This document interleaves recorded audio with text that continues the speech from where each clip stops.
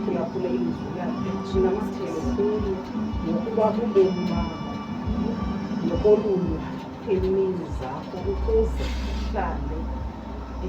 uhlale emhlabeni lowo awufungayo uYehova oyihlo no-Abrahamu Isaka wabo wobanika. Amen. Ithi apha ngibeka phambi kwakhe nokukhethiwe. Ukhetha uhamba noYesu okanye ukhetha uhamba nehlabathi. Ungcono kumkhetha uYesu wasehlabathi. Amen. Ngoba kaloku yena uYesu thanda isandla sakhe ngapha kuYesu. Isandla sakhe sinenceba. Isandla sakhe sibani uba ukwenzela into. Ngoba emntwini iyadinga uyakubaleka. Kudala ngokukhombisile ukuba akhuza yonke le mihla sidinga. But uYesu enakatsho uhlale ehleli namaphakade enawo ngamaxesha onke.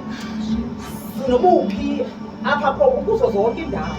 Thixo akakho ndawo leyo kuyo yonke indawo. Kuzofuneka sikhethe yena apha ezantsi emhlabeni sibambe isikhathi sibambelele apha kuye. Sikhonze yena ngamaxesha onke singakhonzi ihlabathi. Hayi ihlabathi iyamlahlekisa. Amen. Nivuka neli ngomso nivuke neli. Amen. Yena uThixo umile eBhayibhileni amazwi akhe wathethileyo akawajiki amile akunaphakade. Amen. Ithi ke ukuba uthande uYehova uThixo wakho uliphulaphule ilizwi lakhe tebalulekile kuphulaphula uthini uThixo bayibona. Amen.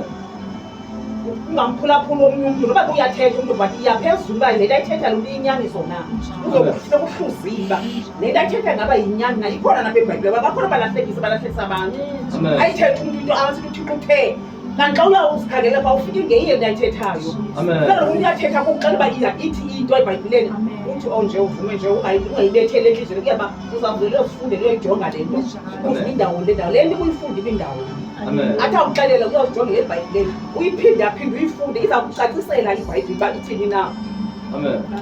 Uliphulaphula ilizwi kaThixo uThixo xa ethethile ilizwi lakhe uyalifezekisa angalijikeli uThixo ubuthe kuza kwenzeka kuza kwenzeka.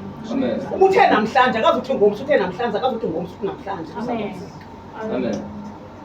Uthi masinamathele manje kuThixo masihlale kuye kumandi kukubi.